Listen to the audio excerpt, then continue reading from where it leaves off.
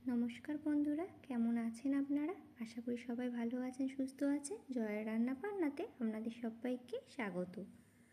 আজ আমি আপনাদের সবার সাথে শেয়ার করব অল্প সময়ে খুবই কম মশলা দিয়ে সম্পূর্ণ নিরামিষ পদ্ধতিতে তৈরি থোড় পাতুড়ির রেসিপি। থোড়ের তো অনেক ধরনের রেসিপি আপনারা করে খেয়েছেন, একবার আমার মতো করে পাতুড়ি করে দেখবে। যারা থোড় খেতে একেবারে পছন্দ করে না তারাও চারটে ফুটে খেয়ে নেবে। তাহলে চলুন বন্ধুরা, শুরু করি আজকের রেসিপিটা। আপনাদের সবাইকে অনুরোধ রইল পুরো ভিডিওটা দেখার জন্য, স্কিপ না করে। থোড় পাতুড়ির জন্য তো থোড় লাগবেই, তার জন্য আমি দুটো লম্বা লম্বা সাইজের থোড় নিয়ে থোড়টাকে মাঝখানে কেটে আমি প্রথমে ছাল ছাড়িয়ে নেওয়া হয়েছে। তারপর এরকম গোল গোল করে চাকতির আকারে কেটে কাটার পর যে সুতোটা বেরোচ্ছে সেই সুতোটা এরকম হাতে করে ঘুরিয়ে পেঁচিয়ে বার করে নিতে হবে। আপনারা চাইলে ছুরিতেও কাটতে পারেন, তবে বটিতে খুব ভালো মিহি কাটা যায় বলে এরকমভাবে আমি কেটে নেওয়া হলো।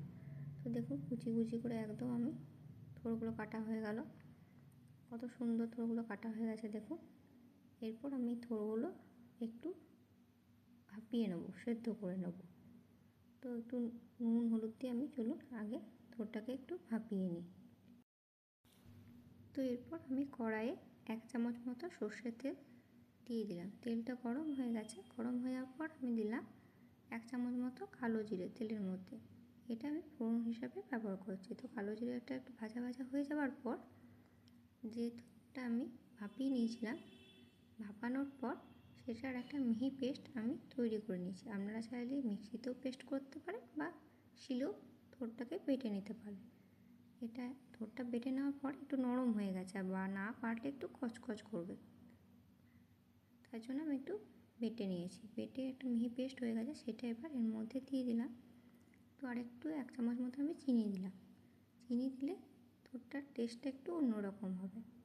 তো এটা একটা ভালোভাবে নাড়াচাড়া একটু করে নিলাম। জলটা পুরো মরে গেছে। চলুন এবার এটা একটু ঠান্ডা করতে দিই।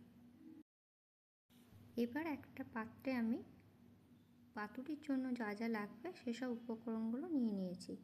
নিয়েছি 3 চামচ মতো পোস্ত, 1 চামচ সাদা সর্ষে, 1 চামচ কালো সর্ষে আর 1 চামচ চারমগজ। তো এগুলো একটা মিহি পেস্ট আমি তৈরি করে নেব। তো চলুন এগুলো মিহি পেস্ট আমি তৈরি করে নিই। থোড়টা ঠান্ডা হয়ে যাওয়ার পর একটা বাটিতে আমি থোড়টা নিয়ে নিয়েছি। এরপর এই থোড়ের মধ্যে দিলাম পোস্ত, চারমগজ আর সর্ষে বাটার মিহি পেস্ট আমি তৈরি করেছিলাম, সেই মিহি পেস্টটা এবার এর মধ্যে দিয়ে দিচ্ছি। থোড়ের সাথে ভালোভাবে আমি চামচের সাহায্যে মাখিয়ে নিলাম। যেহেতু থোড়টা সেদ্ধ করার সময় আমি লবণ দিয়ে সেদ্ধ করেছিলাম, তাই আর এটার মধ্যে আমি লবণ দিলাম না। আর থোড় নাড়ার সময় তো আমি চিনি অল্প দিয়েছিলাম, তাই নুন মিষ্টিটা ঠিকই আছে। আর আমি ঘরে পাতা টক দই এরপর এর মধ্যে 2 চামচ মতো দিলাম। তো ঘরে কীভাবে আমি টক দই তৈরি করেছি সেটা জানার জন্য আমি অলরেডি আমার চ্যানেলে ভিডিও পোস্ট করেছি, আপনারা চাইলে দেখে নিতে পারেন। খুব সহজে কিন্তু ঘরে তৈরি করতে পারবেন আমরা টক দই। ভালোভাবে মাখানোর পর উপর থেকে 1 চামচ মতন আমি সর্ষের তেল দিয়ে দিলাম। পাতুড়িতে একটু উপর থেকে তেল ছড়িয়ে দিলে কিন্তু এর স্বাদটাও অন্যরকম হয়, গন্ধটাও আলাদা লাগে।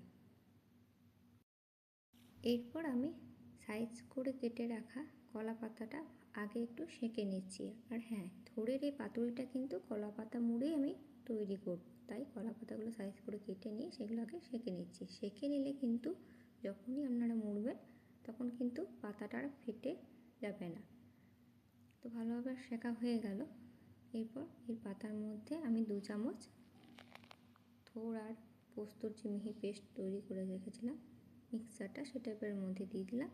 আর উপর থেকে দিয়ে দিচ্ছি একটা কাঁচা লঙ্কা। আর ভালোভাবে এটাকে আমি মুড়ে নেব আর দড়ির সাহায্যে বেঁধে নেব, যাতে এটা খুলে না যায়। আর কলা পাতায় মুড়ে পাতুড়ি করলে কিন্তু তার টেস্ট সত্যি অন্যরকম লাগে।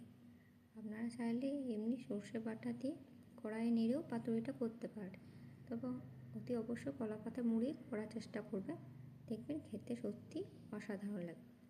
তো এগুলো সব তো ভালোভাবে এক করে বাঁধা হয়ে গেল। এরপর একটা ননস্টিক প্যানে আমি 1 চামচ তেল ব্রাশ করে নিয়েছি। তারপর এই কলা পাতায় মোড়া পাতুড়িগুলো এরপর তেলের মধ্যে দিয়ে দিলাম। তেলের মধ্যে দিয়ে একটু লাল করে রং ধরার মতন হলে তারপর উল্টিয়ে নেব। তো পাতুড়ি তো আপনারা অনেক ধরনের করে খেয়েছেন, একবার আমার মতো করে তোর পাতুড়ি করে দেখবেন, আশা করি আপনাদের খুবই ভালো লাগবে। খেতেও কিন্তু খুবই দুর্দান্ত হয়, আর এক থালা গরম ভাত কিন্তু পুরো শেষ হয়ে যাবে। যেদিনই এই থোড় পাতুড়ি করবেন এক মুঠো ঝাল একটু বেশিই দেবেন। বন্ধুরা, আমার যদি ভিডিওটি আপনাদের ভালো লাগে অবশ্যই একটা লাইক, কমেন্ট আর শেয়ার করতে কিন্তু একদমই ভুলবেন না। নতুন বন্ধুদের আমার চ্যানেলে স্বাগত জানাই, আর পুরনো বন্ধুদের চ্যানেলে পাশে থাকার জন্য জানাই অসংখ্য ধন্যবাদ।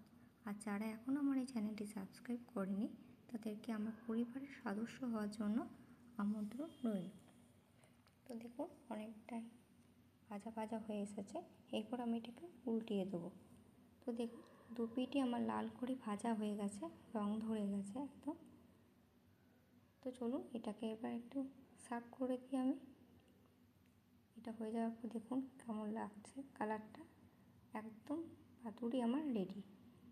খেতে কিন্তু সত্যি বন্ধুরা খুবই ভালো হয়, আপনারা অবশ্যই আমার মতো করে একবার বাড়িতে ট্রাই করবেন। তো চলুন বন্ধুরা আজ আসি তাহলে, আবার দেখা হচ্ছে আপনাদের সাথে নেক্সট ভিডিওতে। আপনারা ভালো থাকবেন, সুস্থ থাকবেন, ধন্যবাদ।